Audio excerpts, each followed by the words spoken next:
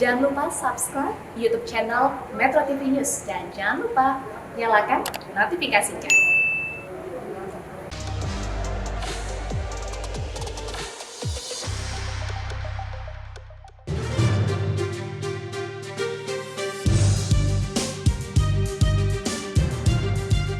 Selamat malam. Disahkannya Undang-Undang Hubungan Keuangan antara Pemerintah Pusat dan Daerah atau UU HKPD memaksa pemerintah daerah untuk mengubah struktur anggarannya. Nantinya belanja pegawai dibatasi maksimal 30% dari anggaran, di mana saat ini masih banyak pemerintah daerah yang menghabiskan belanjanya sebagian besar hanya untuk belanja pegawai dan kegiatan yang tidak produktif. Sejumlah pos anggaran juga diubah agar ratusan triliun dana APBD lebih dirasakan manfaatnya bagi masyarakat. Sudah siapkah pemerintah daerah mereformasi fiskal? Topik inilah yang akan kita bahas malam ini bersama saya, Frederika Widiasari Dewi. Inilah Economic Challenges dalam episode Utak-Atik Anggaran Daerah. Bersama-sama DPR telah sepakat untuk melakukan pengaturan belanja pegawai dan belanja infrastruktur. Pegawai 30%, infrastruktur 40% dengan transisi selama 5 tahun.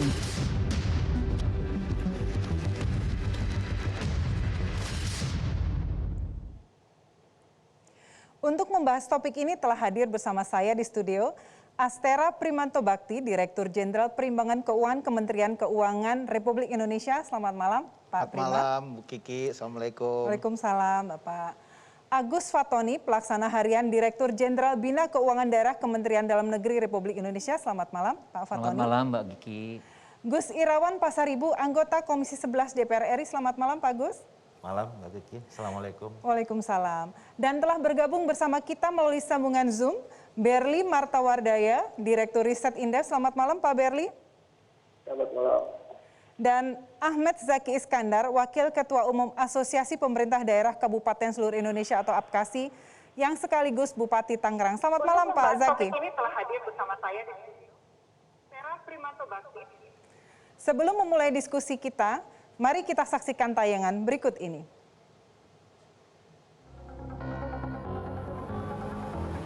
Pasca disahkannya Undang-Undang Hubungan Keuangan Pemerintah Pusat dan Daerah atau HKPD, belanja daerah nantinya akan diatur untuk mendorong produktivitas anggaran. Diterima.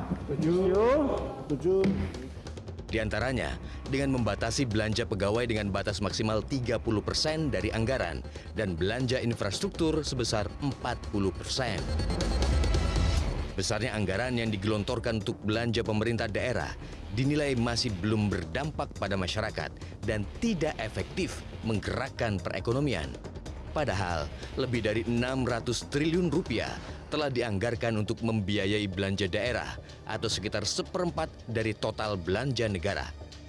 Tidak efektifnya anggaran daerah, salah satunya karena postur anggaran daerah yang masih didominasi sektor non-produktif, baik berupa belanja pegawai, barang dan jasa, di mana rata-rata menghabiskan lebih dari separuh anggaran daerah. Masih minimalnya peranan pendapatan asli daerah, yaitu sekitar 24,7%. Belanja daerah yang belum fokus dan tidak efisien. Kita lihat saat ini di daerah ada 29.623 jenis program dan 263.135 jenis kegiatan yang didanai oleh APBD. Makanya terjadi kegiatan yang sangat kecil-kecil, yang dampaknya sangat minimal atau bahkan tidak dirasakan. Di tengah pandemi COVID-19, pemerintah tengah berupaya melakukan upaya counter-cyclical melalui instrumen fiskal. Upaya ini memaksa pemerintah melakukan pembiayaan APBN hingga lebih dari 1.000 triliun dan membuat defisit anggaran melonjak di atas 5% dari PDB. Namun mendorong produktivitas anggaran daerah tentu tidak mudah dengan adanya otonomi daerah dan desentralisasi fiskal yang sedang berjalan. Akankah berbagai ketentuan dalam Undang-Undang HKPD mampu mengorkestrasi produktivitas anggaran daerah atau justru membuat anggaran kian sulit untuk terserap? Saya ke Pak Zaki terlebih dahulu. Pak Zaki, kita semua tahu pemerintah pusat mengharapkan reformasi tata kelola fiskal dilakukan oleh daerah. Menurut Anda, apakah Pemda siap untuk melakukan reformasi fiskal ini, Pak Zaki?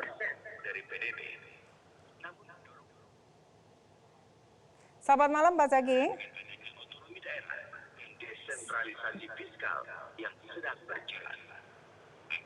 Baik, karena ada gangguan, saya ke Pak Prima terlebih dahulu. Pak Prima, dengan disahkannya UU HKPD 7 Desember lalu, Pak Prima bisa jelaskan sebenarnya apa esensi dari UU HKPD ini, Pak?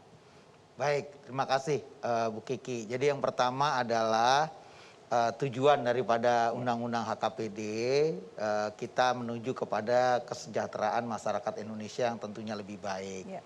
Dan di samping itu kita menginginkan adanya standar layanan yang sama. Jadi penduduk Indonesia dimanapun berada, dia akan menerima pelayanan daripada pemerintah itu secara sama standarnya.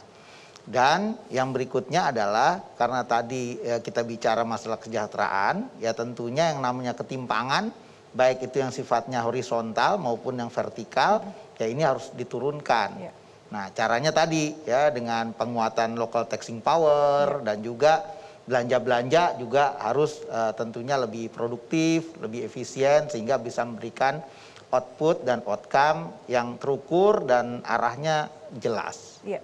Jadi basicnya karena adanya ketimpangan dan juga supaya layanan publik di seluruh daerah itu sama. Betul. Mekanismenya akan seperti apa Pak Prima nanti? Lebih teknisnya seperti apa? Baik, jadi kan kalau kita lihat yang namanya standar layanan ya saat ini ada daerah misalnya kita bicara capaian dulu ya. Yeah. IPM itu ya untuk daerah Yogyakarta itu tinggi ya, indeksnya tinggi sekali 86 sekian gitu ya. Tapi ada Nduga di Papua sana ya. Itu hanya sekitar 30-an. Ya. Nah, ini kan berarti layanan di bidang pendidikan ya ini tidak sama. Ya. Nah, layanan bidang pendidikan ini akan bisa diperbaiki kalau fungsi daripada pendidikan yang ada di daerah ini tentunya memiliki standar yang sama antara satu daerah dengan daerah lain. Dan ini akan tercapai kalau daerahnya punya dua hal tadi. Satu, dari segi kapasitas dia memadai. Kedua, dari segi penggunaan. Penggunaannya juga sesuai dengan apa yang menjadi tujuan gitu. Jadi kalau misalnya anggarannya pendidikan ya tentunya memang arahnya kepada anggaran yang menjadi core-nya ya bukan jadi anggaran ikutannya. Nah, ini yang mungkin kita arahkan ke arah sana. Berarti memang selama ini ada ketidakefektifan dalam penggunaan anggaran belanja anggaran daerah ini ya Pak Prima ya? Ya, jadi kalau dibilang tidak ya mungkin enggak juga ya. Jadi mungkin yang kita dorong adalah lebih efektif dan efisien. Karena kita tahu tadi Bu Menteri juga sudah menyampaikan yang namanya program ya itu jumlahnya banyak sekali, hampir 30.000. Ya, kemudian kegiatan ada sekitar 267.000.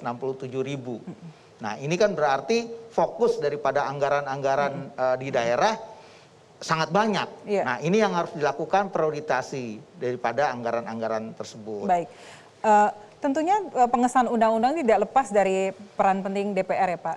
Kalau dari kacamata DPR Pak Gus, apa sebenarnya mendasari bahwa DPR yakin undang-undang ini harus disahkan? Sebetulnya kan undang-undang ini bukan baru sama sekali. Ini adalah menggabung dua undang-undang. Undang-undang 33 nomor 33 2004 tentang hubungan keuangan pemerintah pusat dan pemerintah daerah.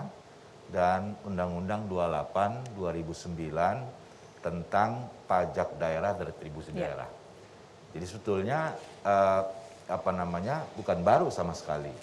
Nah, karena itu kita bisa lihat mudah saja ternyata Undang 33 itu masih menyisakan tadi berbagai persoalan-persoalan. Ya, banyak kegiatan yang kemudian tidak lalu langsung bersangkut paut dengan produktivitas daerah atau masyarakat di daerah. Dan dari sisi pajak daerah, retribusi daerah misalnya, masih banyak sesungguhnya peluang-peluang lokal tax rasionya ke kita itu rendah banget gitu. Dan nggak pernah bergerak rasanya di 1,2% gitu loh. Ya kan, ini bisa didorong. Termasuk juga sebetulnya pembiayaan ada juga di dalam undang-undang ini pembiayaan daerah itu yang ada tidak terpaku dengan yang ada sekarang, misalnya di undang-undang sebelumnya hanya bicara obligasi daerah, sukuk daerah yang saya nggak tahu di daerah mana sudah ada itu, nggak jalan lah boleh dibilang gitu.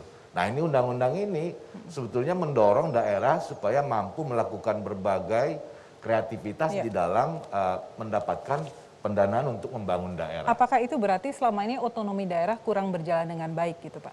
Kita harus syukuri juga ya otonomi daerah sudah kemudian kalau mau dibanding nih misalnya semua IPM kita yang masih katakanlah belum terlalu tinggi tapi itu jauh lebih bagus daripada sebelum otonomi katakanlah. Pemerataan sih sudah terjadi tapi tentu belum kemudian itu sempurna. Karena itu undang-undang yang menggabung dua undang-undang ini diharapkan kemudian kan di ujung daripada kita ini berbangsa bernegara, ujungnya masyarakat kita hidup sejahtera, merata di seluruh pelosok negeri. Itu kan belum tercipta. Tadi baru satu ukuran, misalnya IPM di Jogja 80-an, tapi ada saudara kita di Papua cuma 30-an. Iya, baik. Iya kan? Ya. Gitu. Saya coba ke Pak Berli. Pak Berli, apakah Anda bisa mendengar suara saya? Ya. Pak Berli, saya ingin bertanya, tadi kita membahas tentang otonomi daerah. Menurut Anda, mengapa otonomi daerah itu belum maksimal, Pak Berli?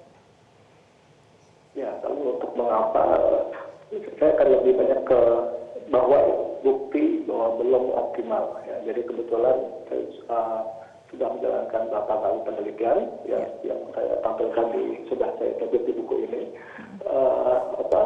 bahwa memang sedikit pengaruh belanja dari pemerintah daerah terhadap indikator-indikator kesejahteraan, yaitu baik pendapatan, pengurangan kemiskinan, IPM, serta kesenjangan. Bahkan agak mengejutkan, temuan saya buat periode 2007 sampai 2016 yang sebentar itu justru belanja dari APBD cenderung meningkatkan kesenjangan dan sedikit mengurangi kemiskinan. Jadi itu bukti bahwa bukti ilmiah yang sudah teruji secara statistik bahwa masih belum optimal kan tidak di mana kita pertumbuhan ataupun kesejahteraan masyarakat nasional itu perlu didorong bersama, tidak cukup pemerintah pusat dan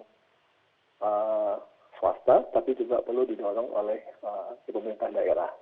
Nah, ini untuk proses ataupun lebih detail, saya kira Pak Zaki yang nanti bisa menyampaikan detail untuk tiap kasus. Tapi secara big picture nasional, paling tidak untuk periode yang saya kaji itu, bahwa ternyata atau masih jauh dari daya dorong yang diharapkan padahal cukup banyak dana yang dikelola oleh ibu pemerintah daerah.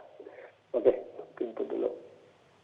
Baik, saya ke Pak Fatoni. Pak Fatoni, bagaimana sebenarnya undang-undang HKPD ini bisa menyelesaikan permasalahan yang terjadi di daerah? Tapi jangan kemana-mana, tetaplah bersama kami dalam program Economic Challenges Utak-Atik Anggaran Daerah.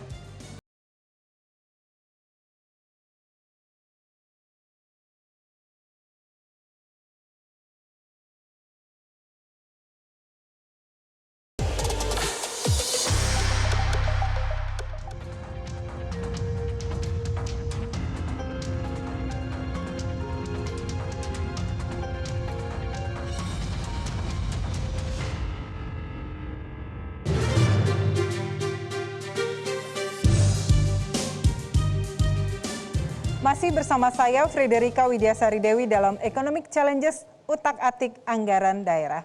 Saya ke Pak Fatoni. Pak Fatoni, bagaimana sebetulnya selama ini desentralisasi daerah sehingga dipandang kurang efektif, dan kemudian bagaimana dengan undang-undang HKPD ini kemudian bisa menyelesaikan permasalahan yang ada saat ini? Ya, terima kasih Mbak Giki. Jadi undang-undang ini menjadi tantangan bagi kita semua agar otonomi bisa lebih efektif dan lebih efisien. Kita tahu tujuan otonomi daerah itu untuk mendorong agar kesejahteraan masyarakat lebih meningkat lagi. Pelayanan lebih meningkat, kemudian daya saing daerah juga meningkat. Nah, dengan semangat yang ada di Undang-Undang HKPD ini, untuk memastikan bahwa anggaran itu memang sampai ke masyarakat. Anggaran itu digunakan untuk kepentingan masyarakat, untuk kegiatan-kegiatan yang memang bersangkutan dengan masyarakat. Oleh karena itu perlu upaya kita bersama, baik pemerintah pusat maupun pemerintah daerah, bagaimana menghadapi ini agar bisa berjalan, agar tujuan yang sudah ditetapkan tadi bisa cepat tercapai. Baik, di UU HKPD ini Pak, contohnya adalah pembatasan maksimal 30% untuk biaya pegawai ya Pak ya. Kalau menurut Bapak, apakah ini nanti akan justru berpengaruh terhadap kesejahteraan ASN misalnya di daerah? Seperti apa Pak Fatoni? Ya, menuju ke 30% perlu bertahap. Ada waktu 5 tahun ya Pak Prima ya, ada waktu 5 tahun. Jadi itu persiapan kita menuju ke 5 tahun itu tentu ada langkah-langkah. Disinilah perlu kreativitas dan inovasi daerah dalam mewujudkan itu semua. PAD perlu meningkat, kemudian pegawai bagaimana dioptimalkan lagi, penggunaan digitalisasi, elektronifikasi itu juga perlu dilakukan sehingga tidak memerlukan banyak orang lagi. Nah ini tantangan karena bagaimanapun di kondisi revolusi industri 4.0 ini mau tidak mau kita harus mengarah ke sana. Apa sebenarnya melandasi Pak Prima? Kenapa sampai belanja pegawai ini di state khusus maksimal 30%? Apakah ada daerah yang banyak menghabiskan sebagian besar untuk belanja pegawai ini Pak? Jadi sebetulnya ini kita melihat dari gambar secara nasional ya. Kalau kita lihat dalam sejarahnya itu tadinya rata-rata secara nasional itu ada di angka 44%. Sekarang ini sudah membaik ya. Jadi Bu Kiki sekarang mungkin angkanya sudah di kisaran sekitar 35%. Namun yang pencilan ini masih banyak. Jadi ada yang sampai 64%. Nah ini kan tantangan nih ya. Kalau udah 64% dipakai untuk belanja pegawai, nah berarti yang sisanya ini untuk belanja yang lainnya kan sangat terbatas. Nah ini yang mendasari kita ya untuk mencapai suatu threshold yang menurut kita ini betul-betul bisa menggambarkan keseimbangan ya baik belanja pegawai, belanja infrastruktur dan belanja yang lainnya. Nah setelah kita hitung-hitung ya 30% inilah yang bisa merepresentasikan ya belanja yang wajar ya untuk belanja pegawai. Tapi range-nya anggaran daerah itu memang bedanya besar sekali ya Pak ya. Ada pertanyaan sebetulnya Pak, apakah kayak yang sebenarnya yang tadi Bapak sampaikan pencilan yang sampai gede sekali itu, apakah memang karena anggaran daerahnya kecil atau memang dia tidak menggunakan untuk belanja yang lebih produktif gitu, lebih ke arah mana Pak Prima? Ya, jadi sebetulnya bukan karena anggaran daerahnya kecil, karena kalau anggaran daerahnya kecil dipakai banyak kan justru space-nya tambah habis. Betul. Ya, tapi justru lebih kepada prioritasi ya dalam menentukan anggaran yang akan digunakan. Ya, nah, jadi kalau boleh saya kasih gambaran, ada daerah-daerah ya yang fokus ya kepada pemberian pelayanan yang sifatnya direct. Jadi mereka betul-betul ngitung kalau ada penduduk sekian ini melayaninya, kalau manual seperti tadi sampaikan Pak Fatoni ya jumlahnya jadi besar. Ya, nah ini yang harus dilakukan perbaikan dari sisi cara pelayanan, kemudian juga distribusi pegawai. Ya, Pemda ini nggak imbang. Jadi ada Pemda yang jumlah pegawainya banyak banget, ada yang kurang. Nah, kalau kita bisa melakukan redistribusi daripada pegawainya, jadi kesejahteraan pegawainya tetap. Ya, tapi tadi belanja pegawainya ini bisa di standarisir dan di samping itu tadi jadi misalnya tunjangan ada yang gede banget ya kemudian juga honorarium nanti diseragamkan gitu Pak. Jadi ada standar kurang lebih seperti itu. Baik, saya coba ke Pak Zaki lagi. Pak Zaki bisa mendengar suara saya? Ya, baik, baik, alhamdulillah. Suaranya sudah masuk Pak. Baik. Pak Zaki, kita semua tahu pemerintah pusat mengharapkan adanya reformasi tata kelola fiskal di daerah sehingga adanya undang-undang yang baru ini. Dan bagaimana menurut pendapat Anda, apakah reformasi fiskal ini dapat dilakukan di daerah? Seperti apa kesiapan anggota Pak Zakin? Jadi sebetulnya Pemda di Indonesia ini juga berbeda-beda kemampuan daerahnya, Mbak. Dari pendapatan asli daerahnya, kemudian perbedaan dari pemasukan-pemasukan yang lain. Nah, begitu juga dengan populasi dan juga personil di dalam organisasi. Jadi seperti contoh misalkan di Kabupaten Tangerang, kami ini ada pada saat ini posisinya 11.000 lebih pegawai negeri kita yang bekerja di Kabupaten Tangerang. Dan masih menunggu ada 6.000 lagi untuk P3K-nya yang kontrak. Di mana total hampir 8.000 lebih ini adalah tenaga pendidikan. Jadi memang dengan kebutuhan tenaga pendidikan kita dan personil-personil yang lain, belanja pegawai kita ini memang sangat-sangat besar juga. Apalagi melayani populasi yang hampir 4 juta jiwa di Kabupaten Tangerang. Berbeda dengan misalkan kabupaten yang berada di luar Pulau Jawa. Dengan populasi jumlah kecil, kemudian juga kebutuhannya memang terbatas dan juga PAD-nya yang sangat minim. Jadi sebetulnya tidak bisa disamaratakan juga. Kami ini, mohon maaf tadi Pak, kalau kita dipaksa 30%, kita ini harus sangat-sangat berhemat untuk kegiatan-kegiatan belanja pegawai. Karena memang jumlah pegawai kita yang membutuhkan personil sangat banyak. Ini Pak. Ya, bagaimana solusinya Pak Zaki? Kalau kan undang-undang sudah ditetapkan, bagaimana sebenarnya nanti apa yang harus dilakukan oleh teman-teman Pemda ini? Jadi kalau sekarang kita mencari solusi salah satunya adalah rasionalisasi gaji dan juga tunjangan, termasuk insentif-insentif yang lain. Walaupun memang kita juga tidak akan melanggar aturan yang sudah terbit, ya, aturan-aturan terkait dengan insentif, gaji dan lain sebagainya. Hanya kalau posisinya kebutuhan pegawai kita, terutama tenaga pendidik sih, kalau untuk di Kabupaten Tangerang yang kita membutuhkan sangat banyak sekali. Nah, ini yang harus kita cermati kebutuhan personil di Pemda. Tadi betul ada yang Pemda yang sangat minim personilnya, membutuhkan banyak personil, tapi PAD-nya, APBD-nya kecil. Ada juga Pemda yang PAD-nya, APBD-nya besar, personilnya juga membutuhkan banyak. Karena populasinya tinggi. Tapi ada juga Pemda yang PAD-nya besar, kalau mereka punya sumber daya alam, ya, mineral dan lain sebagainya, dengan jumlah pegawai yang sangat kecil juga kebutuhannya, karena populasinya kecil, yang orang yang harus dilayani memang sangat kecil. Nah, perbedaan-perbedaan spesifik dari Pemda-Pemda inilah yang mungkin nanti kita juga butuh bimbingan dari Kementerian Keuangan dan Kementerian Dalam Negeri. Bagaimana sih kita mengefektifkan anggaran kita ini agar seperti yang diharapkan oleh Ibu Menteri Keuangan, maksimum 30% untuk anggaran pegawai belanja, 40% masuk ke infrastruktur. Kami juga pengennya seperti itu. Karena kita juga kan pimpinan daerah terkunci ataupun memiliki janji-janji politik dalam rangka pembangunan infrastruktur dasar di daerah-daerah kami. Nah ini menjadi bahan pokok pembahasan juga di APKASI. Baik, saya ke Pak Agus Irawan. Bapak waktu pembahasan undang-undang ini, apakah hal-hal teknis seperti itu sudah dipikirkan dan juga didiskusikan Pak? Akan seperti apa yang dihadapi oleh teman-teman Pemda nanti? Sudah. Ya. Dan kan kita minta masukan juga dari asosiasi-asosiasi pemerintahan ya, kabupaten, kota, provinsi. Memang ini disuarakan oleh teman-teman di asosiasi pemerintahan daerah. Tapi saya kira kita juga apresiasi ya keberanian pemerintah pusat untuk mendrive anggaran itu menuju tadi. Betul. Menuju untuk sesuatu yang men-trigger pertumbuhan ekonomi di daerah, lebih produktif kepada memproduktifkan daerah dan masyarakatnya.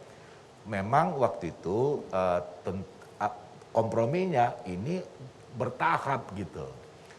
Dan saya kira juga rumusan di DAU kan juga saya kira Pak Prima ada yang berubah juga. Jadi sudah ada di situ ada faktor-faktor penyesuaian, sudah menghitung terkait dengan jumlah penduduk setempat, lalu karakteristik setempat daerahnya gitu. Jadi saya kira sudah ada semacam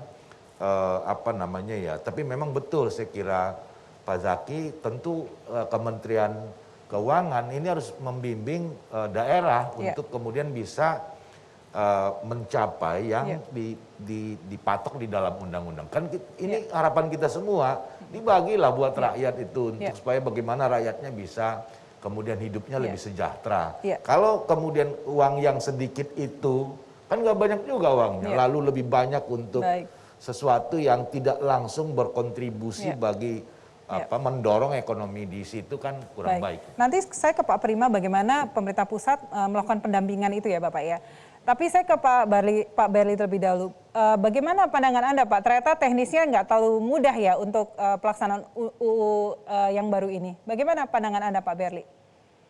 Ya, kalau mengecek data pre-pandemi, memang ada perbedaan bukan sama dari segi provinsi itu sekitar 25%. Saya sudah cek untuk belanja pegawai ya. Jadi sekitar plus minus 3% ya berapa tahun pre-pandemi.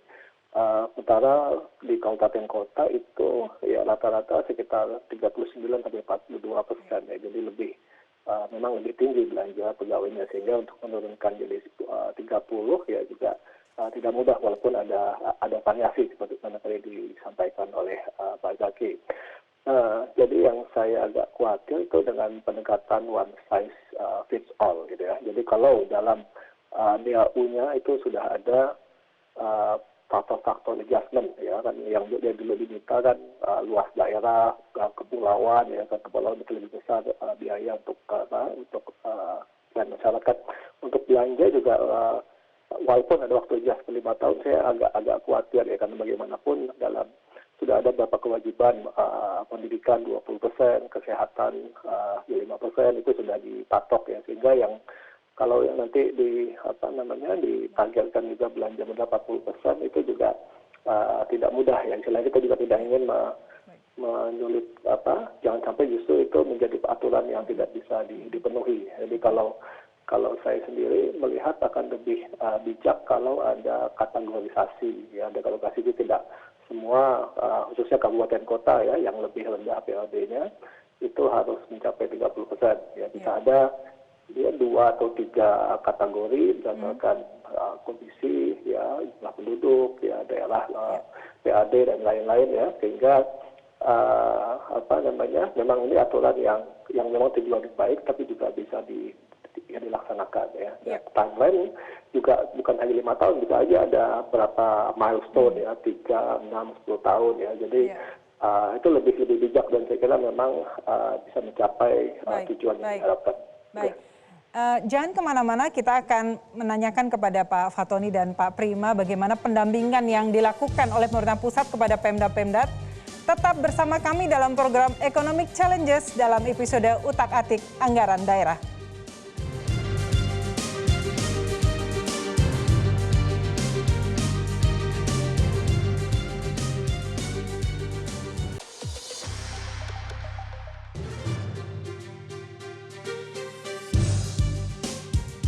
Kembali lagi bersama saya Friderika Widyasari Dewi dalam Economic Challenges Utak-Atik Anggaran Daerah. Saya ke Pak Prima. Pak Prima, bagaimana pendampingan dari Kementerian Keuangan terhadap teman-teman di Pemda ini atas UU HKPD yang baru ini, Pak? Baik, terima kasih. Jadi sebetulnya kami mendampingi bersama. Jadi kami dengan Kemendagri ya, kita karena sama-sama menangani daerah ya, kami dari segi kebijakan, kemudian Kemendagri dari segi implementasi di daerah. Yang pertama adalah bagaimana daerah bisa melihat belanja pegawai secara lebih fokus. Ya, karena kita lihat di dalam belanja pegawai itu sebetulnya ada tunjangan guru yang tidak diperhitungkan di 30%. Ya, padahal tadi kan guru kan porsinya banyak, kayak Tangerang tadi kasusnya ada 8.000 ya. Jadi yang itu tuh di luar. Kenapa itu di luar? Karena ini kebijakannya dari pusat. Ya, jadi kita nggak mau nih dari pusat kok tiba-tiba daerah yang nanggung kan gitu ya. Yang itu enggak. Ya, itu pertama. Kemudian yang kedua tadi standar-standar. Ya, perjalanan dinas, kemudian juga honorarium dan lain-lain ya, tentunya kita dorong daerah untuk melakukan penyesuaian-penyesuaian. Tadi yang sampaikan Pak Bupati tadi sangat baik ya. Jadi sudah mulai melakukan assessment, kemudian tahapan-tahapan penyesuaiannya. Tapi standarnya dibikinkan dari pusat gitu Pak? Standarnya dari pusat, karena kan kayak di kementerian kan kita sama semua Sudah, nih. Ya, betul. nah jadi itu. Kemudian yang ketiga juga tadi ini tahapannya juga dilakukan tidak serta-merta, ya. Tadi karena kalau hitungan kita ya sampai 5 tahun pun nanti akan ada 96 daerah yang ada di ekstrim-ekstrim itu yang belum bisa nyampe 30%. Walaupun 5 tahun, Pak Prima. Iya, walaupun udah 5 tahun. Nah ini gimana nih? Iya. Nah ini nanti akan kita lakukan assessment. Ya tentunya akan kita kasih perpanjangan, tapi perpanjangannya ya nggak langsung dari sekarang, oh dipanjangin, ya kita lihat dulu. Ya kira-kira apa yang bisa diperbaiki dari daerah-daerah yang masih ketinggalan. Nah kurang lebih demikian. Kalau dari Depdagri seperti apa Pak pendampingan yang dari sisi Depdagrinya sendiri? Ya baik, terima kasih Mbak Kiki. Tentu tugas kami dari Kementerian Keuangan dan Kementerian Dalam Negeri untuk memberikan asistensi dan juga pendampingan. Mulai dari perencanaan sampai dengan pelaksanaan, bahkan sampai dengan pertanggungjawaban. Mulai dari kita membuat formulasi kebijakan sampai dengan implementasinya, itu terus kami lakukan. Kemudian ada mekanisme evaluasi APBD. Disitulah kita juga ikut melihat bagaimana penganggaran di daerah. Peran gubernur di situ juga besar. Jadi kabupaten kota akan dievaluasi oleh provinsi, provinsi akan dievaluasi oleh pemerintah pusat. Jadi terus ini kita lakukan. Dan juga kami juga tidak ragu-ragu untuk turun langsung ke daerah manakala ada permasalahan-permasalahan di daerah. Kami dengan Pak Prima, dengan timnya Pak Prima, kami juga turun langsung ke lapangan belakangan ini untuk memberikan asistensi dan juga pendampingan serapan anggaran misalnya. Dari sisi ini pun kita akan kawal. Tadi di awal Pak Prima sampaikan harus ini ya Pak ya, antara belanja dan juga pendapatan. Itu bagaimana terkait dengan pajak tadi Pak? Apakah dengan ketentuan yang baru itu bisa meningkatkan pendapatan untuk daerah itu sendiri dan mekanisme seperti apa? Betul, jadi tadi ya, karena kita bicara ketimpangan. Ya, ketimpangan ini akan hilang kalau kapasitasnya dinaikkan dari sisi fiskal. Nah, pendekatannya ada dua sebetulnya. Tadi satu dari segi transfer ke daerahnya.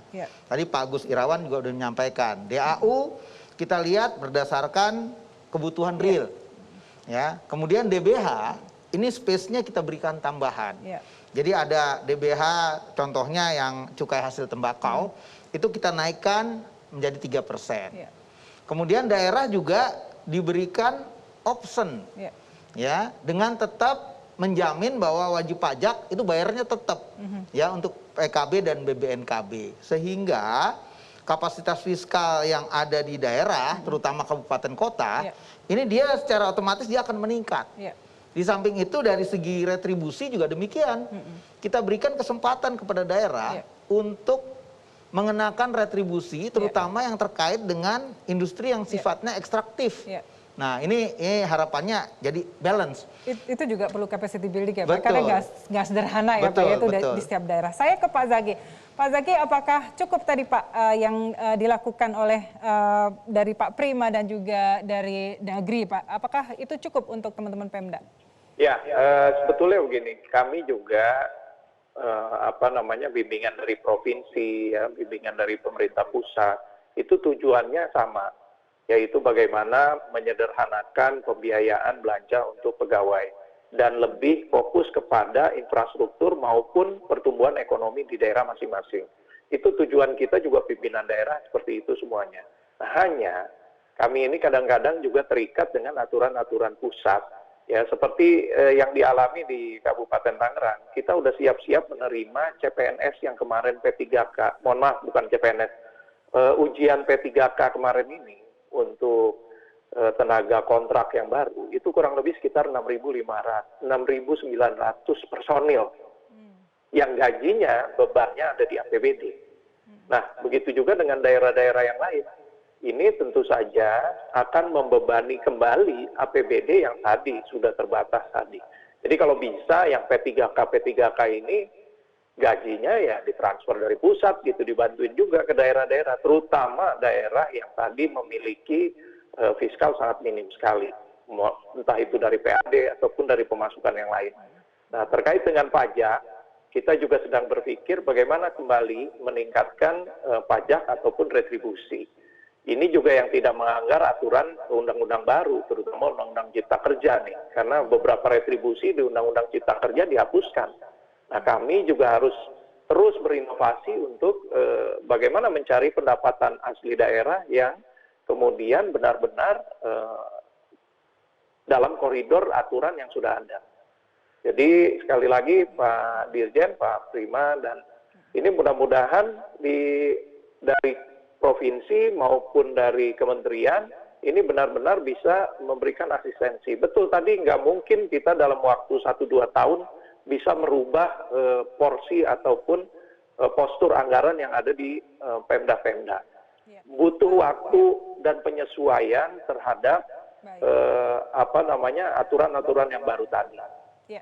Pak Zaki, tadi di awal Ibu Menteri Keuangan menyampaikan PAD masih sangat kecil. Sebenarnya problem utamanya apa, Pak Zaki? Nah ini tadi ketimpangan daerah yang kita bicarakan. Ada beberapa daerah yang memiliki PAD sangat luar biasa sekali. Ada juga daerah-daerah yang memiliki PAD sangat minim. Entah itu mereka tidak memiliki sumber daya mineral ataupun tempat-tempat pariwisata yang bisa dijadikan PAD oleh mereka. Bayangkan aja di pandemi ini Bali, salah satunya Kabupaten Bandung yang anggota KASI juga, yang tadinya memiliki PAD berlimpah dari sektor pariwisata, ketika pandemi itu benar-benar mereka suffering, benar-benar mereka menderita dari ditutupnya sektor-sektor pariwisata yang ada di Bali. Nah, yang tadinya berlimpah dari PAD pariwisata tiba-tiba hampir tidak ada sama sekali, bahkan APBD-nya minus. Nah ini mohon maaf, PAD-nya minus. Nah hal-hal seperti ini yang terjadi ketika kita menghadapi situasi-situasi sulit yang tidak terduga seperti pandemi. Begitu juga dengan daerah-daerah lain. Ya, pandemi ini memang membuat kita berpikir kembali bagaimana mencari opsi-opsi PAD dari sektor-sektor yang memang masih bisa kita gali potensinya. Tapi kalau kita berbicara mengenai misalkan PBB kita naikkan, kemudian juga PPHTB dan lain sebagainya, ini kan yang suffering nanti juga masyarakat dan dunia usaha. Itu Pak. Saya ke Pak Gus. Pak Gus, di undang-undang yang baru ini, bagaimana keyakinan Bapak nih untuk bagaimana dengan undang-undang yang baru ini akan bisa mendorong perekonomian daerah? Tadi mempertimbangkan seluruh challenge atau tantangan yang dihadapi oleh Pemda. Ya, masih bahwa dengan membuat porsi-porsi itu, memang kan undang-undang itu memaksa lah gitu. Ya memang kan cukup bijak, maksanya nggak lalu spontan, sekarang gitu, masih ada 5 tahun. Ya. Dan kan juga di sini di undang-undang ini ada juga sebetulnya membuka peluang bagi daerah untuk kreatif financing, mendapatkan dana-dana membangun daerahnya supaya lebih produktif. Seperti municipal bond tadi Bapak sebutkan di awal. KPBU yang di pusat sih udah biasa aja sebetulnya, kerjasama pemerintah dan badan usaha yang kemudian di daerah belum jalan, di undang-undang ini ada nih. Gitu loh. Jadi kalau tentang pembiayaan itu Pak, mohon maaf. Kan itu sebenarnya sosialisasi sudah cukup lama ya Pak ya. Cuman masalahnya itu kan kalau Pemda itu kepala daerahnya cepat ganti itu. Itu salah satu problem yang mungkin belum bisa dipecahkan saat ini. Seperti apa pandangan Bapak? Undang-undang ini sebetulnya sudah lebih longgar karena tidak dibatasi. Misalnya kalau ada mengambil pembiayaan tidak lalu jangka waktunya hanya sisa periode si kepala daerah. Boleh, tetapi tentu pasti ada semacam keyakinan pembiayaan itu memberikan manfaat dalam jangka panjang juga dan meningkatkan kemampuan pendapatan daerah yang kemudian bisa menyelesaikan melunasi pinjaman itu gitu. Pinjaman bukan barang haram sebetulnya, tetapi itu wajib digunakan bagi produktivitas daerah dan dari peningkatan produktivitasnya bisa nanti menyelesaikan itu. Gitu. Pastinya kesiapan tiap daerah beda ya Pak ya. Jadi maksudnya perlu banget ini capacity building lagi-lagi ya Pak Prima ya. Baik, jangan kemana-mana, saya akan setelah ini saya menanyakan ke Pak Prima, tadi kalau belanja pegawai dibatasi 30%, infrastruktur 40%, apakah nanti jenis-jenis infrastrukturnya itu juga diatur Pak Prima gitu ya? Jangan kemana-mana, tetaplah bersama kami dalam program Economic Challenges Utak-Atik Anggaran Daerah.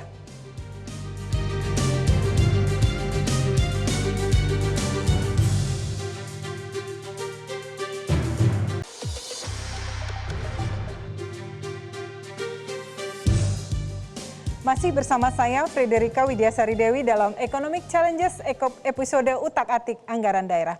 Pak Prima, tadi untuk belanja pegawai maksimal 30%, infrastruktur 40%, apakah infrastruktur itu sendiri nanti jenisnya juga diatur, Pak? Baik, jadi saat ini kan kita sedang merancang RPP, ya turunan daripada undang-undang. Nanti begitu undang-undangnya berlaku, ya harapannya ini bareng-bareng bisa jalan. Jadi kalau kita bicara infrastruktur, sebetulnya yang kita gunakan adalah definisi infrastruktur secara umum, yang tentunya ini cukup luas ya untuk bisa digunakan daerah. Bahkan kita juga melakukan sedikit perluasan. Jadi kalau misalnya daerah misalnya membangun infrastruktur transportasi, kalau daerahnya memberikan subsidi ya terhadap transportasi tersebut, itu bisa dimasukkan dalam perhitungan infrastrukturnya.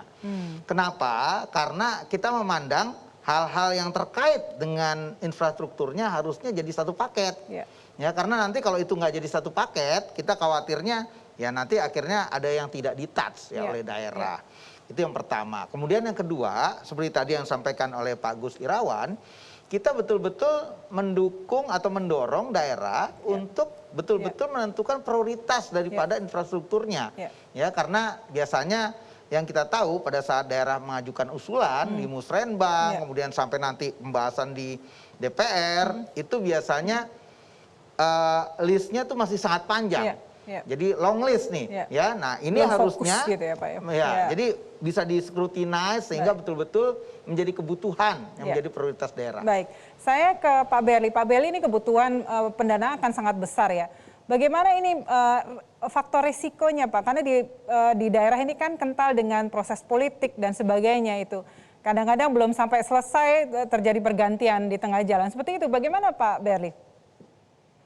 Ya, kalau sudah menjadi ketentuan, ya tentu akan diperhatikan sejak awal oleh Pemda maupun DPRD. Ya, tadi yang saya lebih khawatir bahwa menjadi one size fit all dengan kondisi daerah yang berbeda ya, sehingga perlu saya pikir 3 tahun ini perlu dievaluasi dulu seperti apa dan apakah memang perlu ada kategorisasi antar daerah ya.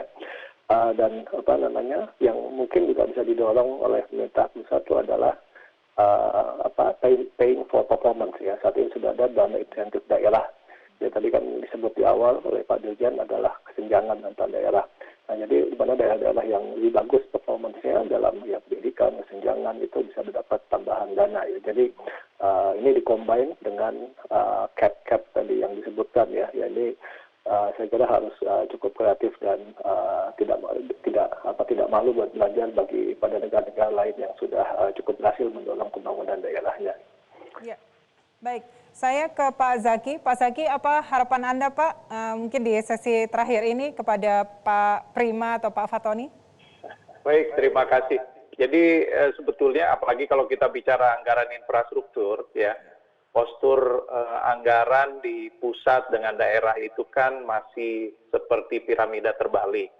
Urusan-urusan ataupun aset-aset pemerintah pusat yang ada di daerah seperti jaringan jalan, irigasi, mungkin ada bendungan, itu masih banyak sekali yang memang menjadi tanggung jawab pemerintah pusat di daerah. Ya. Nah, apakah tidak lebih baik untuk tanggung jawab tersebut diserahkan secara paket kepada daerah-daerah agar kita juga tidak terbebani dengan urusan-urusan efek domino dari aset-aset pemerintah pusat yang ada di daerah. Untuk yang selanjutnya, kami memahami bahwa kita pimpinan daerah ini kan semua terpilih secara politis. Kita punya janji-janji politik yang harus kita tuntaskan dalam kurun waktu 5 tahun masa kepemimpinan. Di masa kepemimpinan 5 tahun ini, biasanya atau mayoritas janji politik itu ada di sekitar infrastruktur, pertumbuhan ekonomi dan juga kesejahteraan masyarakat. Nah, kami juga menginginkan program-program infrastruktur kesejahteraan masyarakat ini juga menjadi prioritas kita. Hanya tadi masih terbebani dengan urusan-urusan selain anggaran belanja untuk pegawai, tapi juga urusan-urusan yang tadi kesehatan 5% minimal, kemudian pendidikan 20%. Nah, ini juga menjadi akhirnya fokus kita terhadap pembangunan infrastruktur prioritas itu terpecah. Belum lagi kasus-kasus seperti beberapa daerah yang memang cenderung memiliki wilayah yang rawan terhadap bencana. Nah, ini juga menjadi pertimbangan, Mbak. Buat saya sih nanti kita bisa lihat juga 2022, 2023, dan 2024 ini kan akan banyak pimpinan daerah yang berakhir nih Mbak, yang akan jadi PLT dari pemerintah pusat maupun dari pemerintah provinsi. Tinggal kita bandingkan aja nanti bagaimana pengelolaan anggaran pada saat itu dengan yang dipimpin oleh pimpinan daerah melalui jalur politik. Terima kasih Mbak. Terima kasih. Saya ke Pak Gus Irawan, bagaimana tanggapan Bapak terhadap wish list-nya tadi dari Pak Zaki atas nama Pemda? Ya, saya kira beliau kan ketua asosiasi, menyuarakan tentu tidak bisa bukan daerahnya beliau memimpin. Betul. Tapi tadi Pak Prima, pemerintah pusat juga jujur kok, akan ada berapa daerah tadi Pak? 9 mungkin nanti 2005 tahun ke depan juga nggak siap. Tapi ayolah kita mulai dari sekarang. Saya pikir hari ini situasi COVID misalnya, itu mengajarkan kita banyak korporasi-korporasi di mitra kami di 11, itu jauh lebih efisien operasionalnya. IQ-nya, indikator kinerja utamanya, dia tercapai juga. Misalnya kemarin kami dengan OJK BI begitu. Jadi saya kira masih adalah terobosan-terobosan yang bisa kita lakukan untuk tentu melakukan efisiensi. Harapannya adalah saya pikir antara lain yang disuarakan oleh pemerintah daerah soal keterbukaan juga, soal waktu nih. Undang-undang ini saya kira sudah mengunci.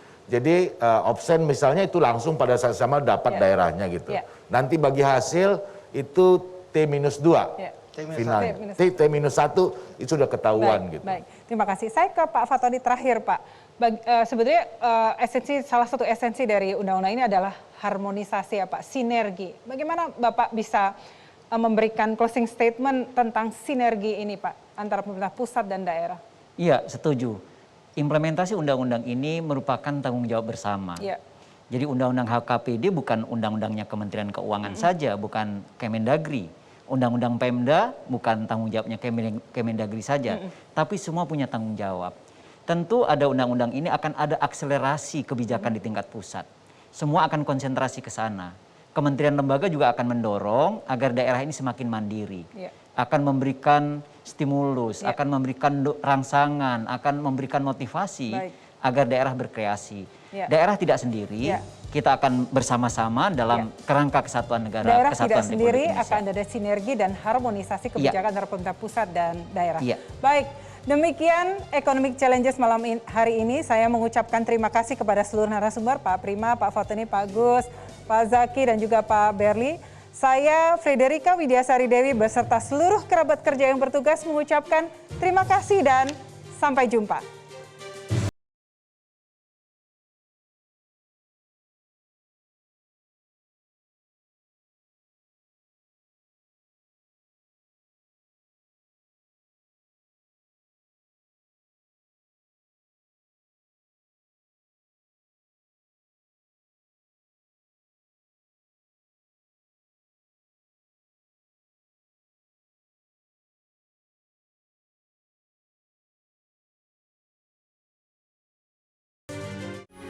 Metro TV